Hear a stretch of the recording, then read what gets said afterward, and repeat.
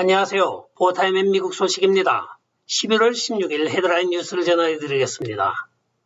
포타임의 오늘의 첫 번째 소식입니다. 도널드 트럼프 대통령이 ABC 워싱턴 특파원 기자인 조나단 칼과 미치 매코넬을 싸잡아서 비난을 하고 있습니다. 조나단 칼 기자가 오늘 배신이라는 책을 저술하고 출간을 하였습니다. 그 내용에는 미치 매코넬이 도널드 트럼프 대통령을 조 바이든 취임식에 가지 못하게 하기 위하여 노력하였다고 서술을 하고 있는데, 미치 매코넬은 도널드 트럼프 대통령에게 평화적인 정권 이양을 방해할 다른 기회를 또 줄 수 없다고 판단하여 바이든 취임식에 도널드 트럼프 대통령을 가지 못하도록 하는 것에 노력을 하였다고 서술을 하고 있습니다. 이에 발끈한 도널드 트럼프 대통령이 미치 매코넬은 낡은 망가진 까마귀에 불과하고 조나단 칼은 삼류 기레기입니다. 선거는 또한 조작이 되었고 11월 3일 선거가 조작된 것을 알은 이후에는 나는 원래 그 조 바이든 취임식에 갈 이유가 없고 갈 의향도 없었습니다. 왜냐? 선거가 도둑질을 당했기 때문입니다. 그리고 미치 매코넬은 11월 3일 이후에 아무것도 하지 않았습니다. 오직 자기 와이프와 가족들을 위하여 중국과 거래하는 일만 하였습니다 하고 비난을 하였습니다. 다음 소식입니다. 그동안 똥볼 차는 데 협조를 하였던 척 슈머 상원 의원이 오늘 입바른 소리를 하고 있습니다. 무슨 일인지 몰라도 척 슈머가 조 바이든 행정부의 행정에 대하여 지금 딴지를 걸고 있는 것입니다. 지금 미국 전역에서 휘발유 값이 천정부지로 치솟고 있자 척 슈머가 오늘 기자회견에서 발표하기를 정부가 가지고 있는 수백만 배럴의 비축유를 당장 풀어서 유가를 안정시켜야 된다고 염려스러운 이야기를 하고 있습니다. 이대로 유가가 계속 올라가고 지금 유가가 86불을 돌파하고 100불로 가고 있는데, 이런 식으로 방치를 하다가는 민주당이 폭망된다는 것을 척 슈머는 이제 감을 잡은 것 같습니다. 이 인플레이션과 미국 경제의 난관을 돌파하기 위해서는 유가 안정이 첫 번째라고 오늘 이야기를 하고 있는 것입니다. 다음 소식입니다. MSNBC 앵커인 스테파니 룰이 말에 큰 실수를 하고 있습니다. 그녀는 지금 미국에서 10월 달에 발생한 인플레이션에 대하여 기자와 인터뷰를 하면서 우리 미국에는 중산층들의 작은 비밀이 있습니다. 이 정도의 인플레이션은 우리가 그간에 저축한 돈으로 충분히 극복을 할 수 있습니다 하고 이야기를 하였습니다. 저축을 한 이유는 팬데믹 기간 동안에 외출을 할 수 없었으므로 돈을 쓸 기회가 없어서 저축을 많이 하였다고 이야기를 하고 있는데, 나가지 않는다고 돈을 안 쓴다는 그 논리는 어디서 나왔는지 모르겠습니다. 또한 이 앵커는 계속하여 기록적인 소매 판매를 예상하고 있다고 하면서 집값은 상승할 것이고 주식시장은 기록적인 최고치를 경신하고 있다고 이야기를 하였습니다. 참 경제 잘 알고 있습니다. 인플레이션이 결과적으로는 돈을 안 쓰고 모아둔 중산층들의 잘못이라고까지 이야기를 하는 이 사고가 어디서 나왔는지 모르겠습니다. 조 바이든 행정부 경제정책을 이런 사람들 말을 듣고 하는 것은 아닌가 하는 합리적인 의심을 해보기도 합니다. 다음 소식입니다.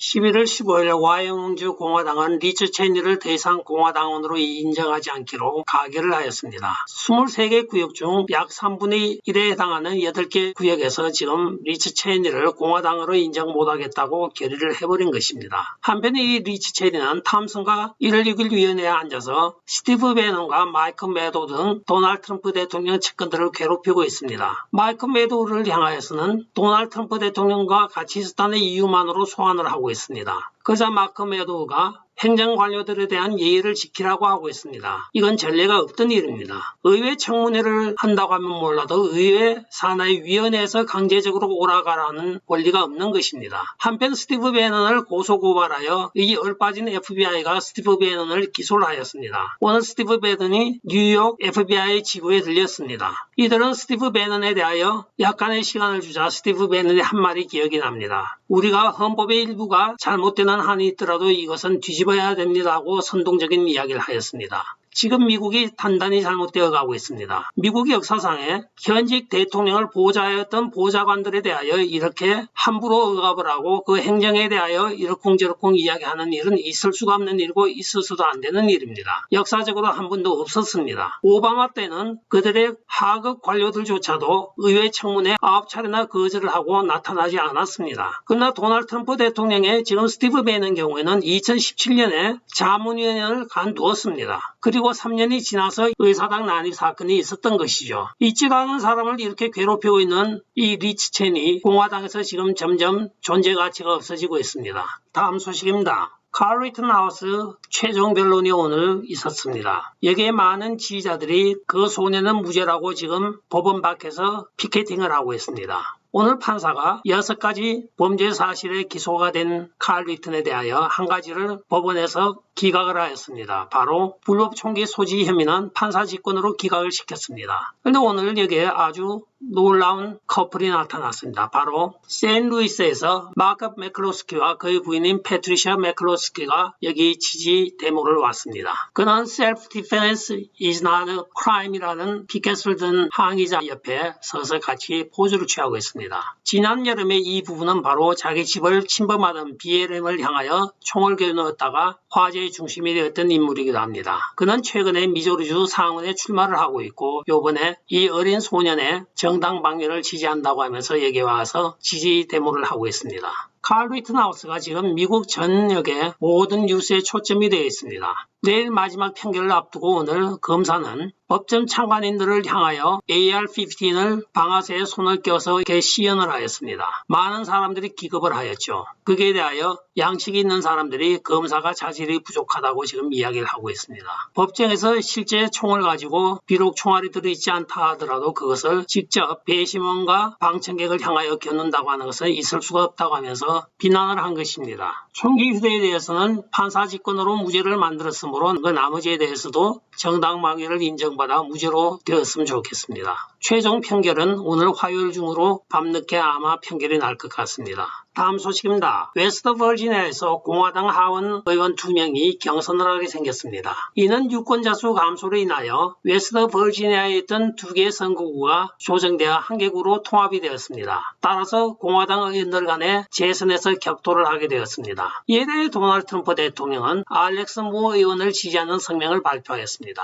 한편 다른 공화당 의원은 데이빗 맥키니 의원이기며 그는 도널드 트럼프 대통령 탄핵과 인프라 법안에 찬성표를 던진 라이노이기도 합니다. 그러나 통합된 것 비율을 보면 알렉스 모 의원의 구역 비율이 데이빗 맥키니 의원의 구역보다 훨씬 적게 분포가 되어 있습니다. 따라서 지금 결과는 예측 불허입니다. 도널드 트럼프 대통령 지지자들이 얼마만큼 결집을 하여 알렉스 모 의원을 지지하느냐에 따라서 승패가 갈리게 생겼습니다.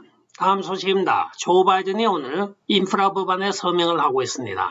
우리가 일반적으로 인프라 법안이 1조 2천억, 나한재건법이라고 불리는 BBB 법안이 바로 1조 7,500억, 그리하여 2조 9,500억 달러가 여기에 같이 포함이 되는 것입니다. 비록 공화당 라이노들이 변명을 한다고 하면서 1조 7,500억에 대해서는 아직까지 우리가 완전 동의를 하지 않고 다른 항목입니다 이야기를 하고 있지만은 아닙니다. 1조 2천 인프라 법안 내용에는 독소조항이 들어있었던 것입니다. 바로 하원에서 예산위원장은 인프라 법안 또는 공동결의안 제정으로 인한 결의사항을 반영하기 위하여서는 이 동시 결의에 포함된 금액의 할당 또한 총액, 예산 수준을 조정할 수 있다는 독소조항이 있었던 것입니다. 따라서 BBB 법안을 인프라 법안에 원용하는 것은 아주 용이하게 되어 있습니다. 초당적이라는 미명하에 이것을 통과시켜놓고 미치 매코넬은 한다는 소리가 자기 테네시에 46억 달러를 받았다고 히덕거리고 있습니다. 참 장한 일을 했습니다. 결과적으로는 앞으로 우리들 후세가 이 빚을 다 떠안아야 됩니다. 그나마 약간 위로를 받는 것이 낸시 펠로시하고 하원들이 맨 처음에는 3조 5천억을 BBB 법안으로 예산을 하였습니다. 그래야 총계 4조 7천억 달러였던 것이 좀 줄어들긴 하였지만은 이것도 상당히 앞으로 미국의 부채가 늘어날 전망입니다. 중간선거에서 공화당의 타격이 클 것입니다. 여기 BBB 법안이 주로 보면 좌파들의 CRT라든가 또한 그 프로파간다를 지지하는 데 돈이 상당히 많이 쓰여지고 있습니다. 실제적으로 10%만 BBB 법안이나 인프라 법안에 쓰여지고 나머지 80~90%는 전부 정치자금인 것입니다. 끝까지 시청해 주셔서 감사합니다. 좋아요, 구독, 알림 그리고 공유 부탁드리고 댓글 많이 부탁드리겠습니다. 안녕히 계십시오. 바이.